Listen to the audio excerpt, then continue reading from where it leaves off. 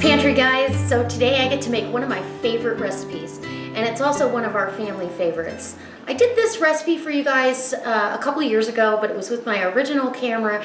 It was not good audio, or I was pretty new at this, and so I don't think that it was the best quality, so I'm putting it out there one more time for you guys, and even though the amounts will be the same, you may pick up some different information. Now, this recipe was given to me by my mother-in-law.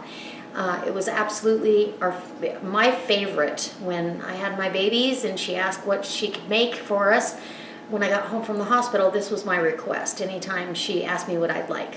So, that being said, I'm going to name this video Retro Chicken Spaghetti. And I needed a really good picture of the finished product for another project I'm doing, so I'm going to bring you along for the ride. And if this inspires you to stay with me, I hope it does, go down in the About section below, and when you click on that, then you've got a list of things. I talk about the video, I've got some other information for you to use. I've got my Wild Tree website as well as my Facebook page. Go over and hit like over there and join in on the conversation. And if you make this, go post a picture over there and share it with us. All right, guys, let's go make a delicious family favorite retro chicken spaghetti. Come on. So I'm glad you stayed. I'm gonna run down my ingredients list, which is really simple. It takes, maybe 20 minutes of prep time. You've got two, let's see, how many ounces are these? I think these are 3-ounce jars of pimentos with their juice. You want to keep the juice. 2 cans of cream of mushroom soup. And this is probably what makes me feel like it's a little retro. I don't mind cooking with canned soups once in a while. 1 green bell pepper diced up. I will try to dice it the size of the pimentos. 1 yellow bell pepper and 1 orange bell pepper, and then 3 cups of, or roughly 3 cups of cremini mushrooms chopped up. You could use regular button mushrooms. Now, this is a whole chicken that I boned and diced up. And I will say I only cook the chicken till it's done, and then I stop. I don't do it until when you try to pick it up out of the pan that it just falls apart on you, because I want it to have some integrity. So the stock is plenty rich, and you've got a pound of spaghetti right there and some pepper. We've got plenty of salt in everything else. We don't need salt in anything. So that being said, we're going to bring our I've got my 6 cups of chicken stock, and I don't remeasure this. I measure out, to cook my chicken, I measure out 6 cups of water. I added a little bit of chicken base in here, like a teaspoon. You don't really need that though. That's not what the original recipe calls for, so you don't have to do that. But I'm going to bring this up to temperature, and what I'm doing is going to put my chicken in here and make sure that that gets in. And you really want those pieces to be, hearty bite-sized piece. So as you can see, now we've got a pretty good soupy mixture there. Now, I put in the cream of mushroom soup second. You could put it in first if you wanted. It's gonna break down pretty quickly. I don't think there's a substitution for this recipe. You have to have this, and it's just it's such a comforting, delicious meal. And everything in moderation. Actually, the fat in cream of mushroom soup isn't bad. The sodium can be high. That's why I don't salt anything.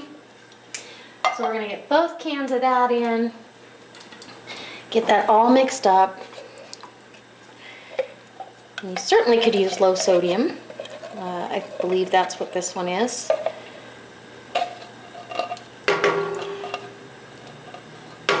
It's just nice when you do use these soups, you can put together a delicious recipe that everybody loves. Nobody says, oh, that's terrible.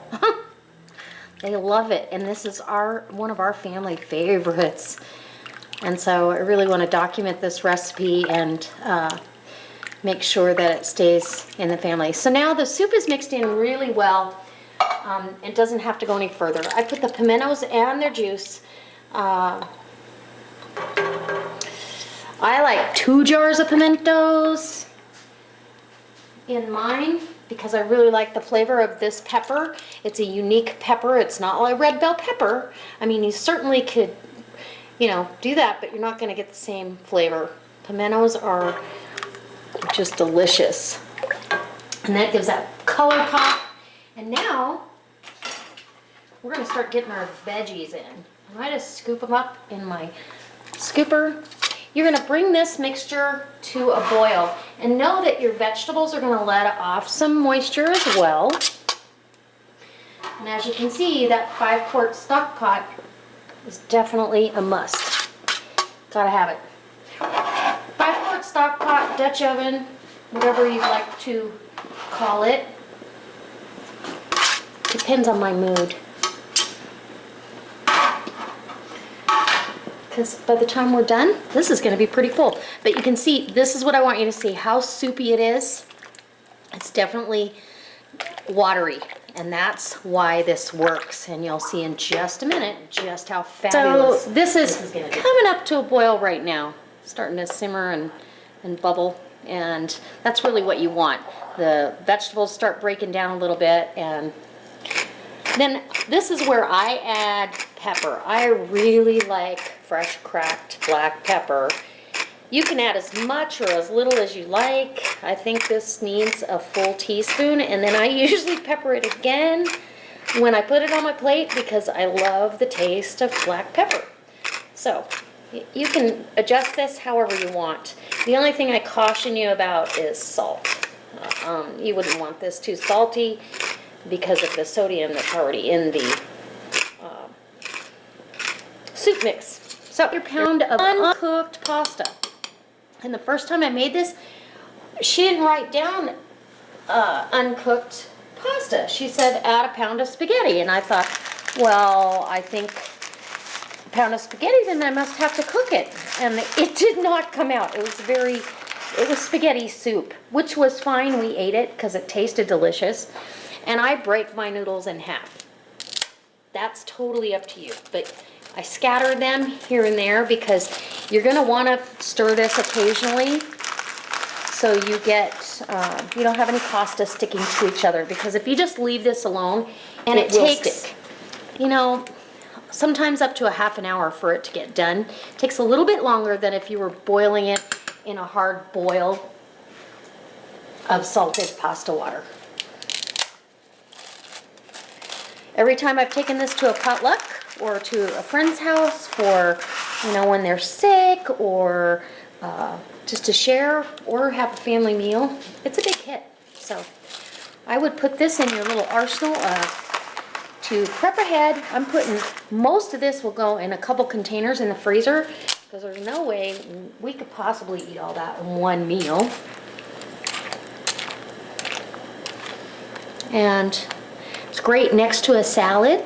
I'm going to get the rest of this pasta in. I'll bring you back when it's all done. And I'm going to be stirring occasionally and really keep an eye on it. I don't need it to boil any harder than what's right there. All right, after 20 minutes, check your pasta and see that it's al dente. You still want a little bit of bite to it. If it's too soupy, let's say your vegetables have more water than you expected, just let it simmer for a little bit and it'll kind of evaporate off. This is right about where we like it. So you just pick the consistency you like. If you like it soupier, add more stock. If you like it drier, let it simmer off and evaporate. That's really all there is to it. So this is really super hot, but doesn't that look good? So we're gonna dish this up. I'll give you a taste test and then we'll move on to the next recipe. All right, guys. Finally, it's time for a taste test. I'm so excited. So you've got those beautiful peppers and pimentos and the chicken meat, and the pasta. I haven't had pasta in a while. And then the sauce is just created by the soup and the chicken stock and the broth from the vegetables, really. So you're just going to scoop this up like spaghetti. And I love mushrooms, so this is one of our favorites. Okay, so there's my bite. It's not a YouTube bite, darn it.